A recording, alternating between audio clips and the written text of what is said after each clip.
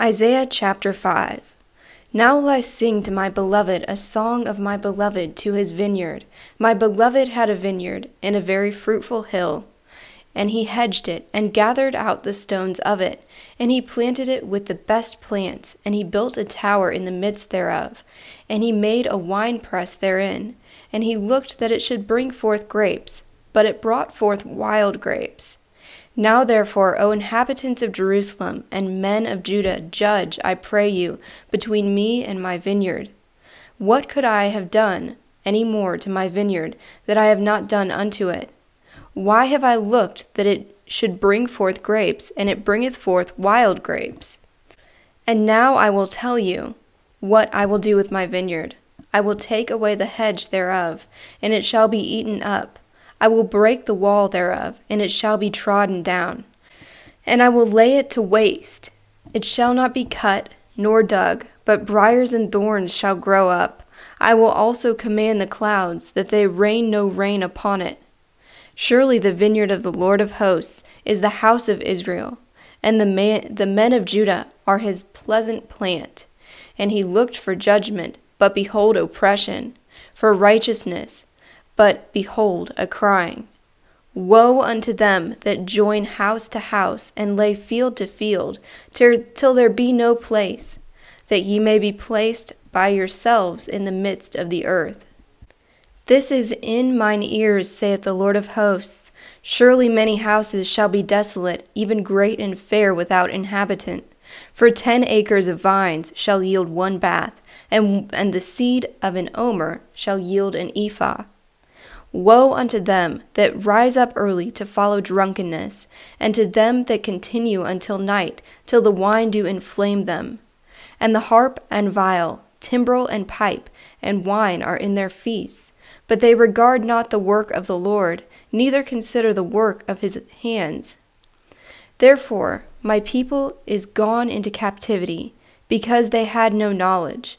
And the glory thereof are men famished, and the multitude thereof is dried up with thirst.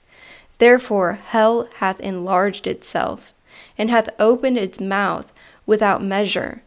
And their glory and their multitude and their pomp, and he that rejoiceth among them shall descend into it.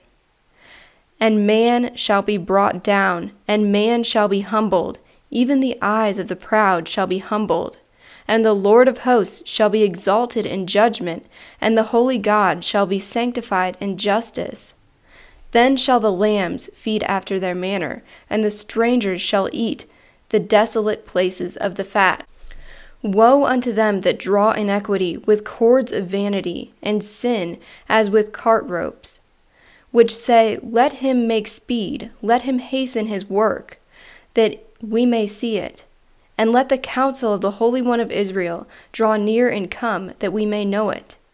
Woe unto them that speak good of evil, and evil of good, which put darkness for light, and light for darkness, that put bitter for sweet, and sweet for sour. Woe unto them that are wise in their own eyes, and prudent in their own sight.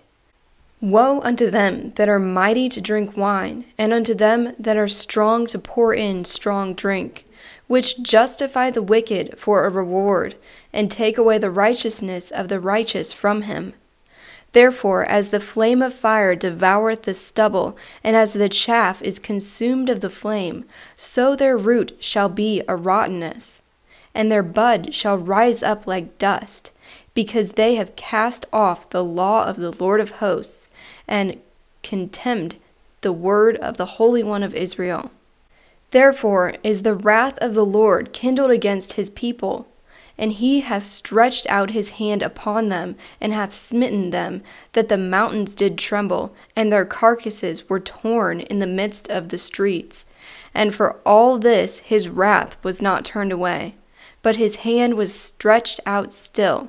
And he will lift up a sign unto the nations afar, and will hiss unto them from the end of the earth, and behold, they shall come hastily with speed. None shall faint nor fall among them, none shall slumber nor sleep, neither shall the girdle of his loins be loosed, nor the latchet of his shoes be broken, whose arrows shall be sharp, and all his bows bent. His horse hooves shall be thought like flint, and his wheels like whirlwind. His roaring shall be like a lion, and he shall roar like lions' whelps. They shall roar and lay hold of the prey. They shall take it away, and none shall deliver it. And in that day they shall roar upon them, as the roaring of the sea. And if they look unto the earth, behold, darkness and sorrow, and the light shall be darkened in their sky.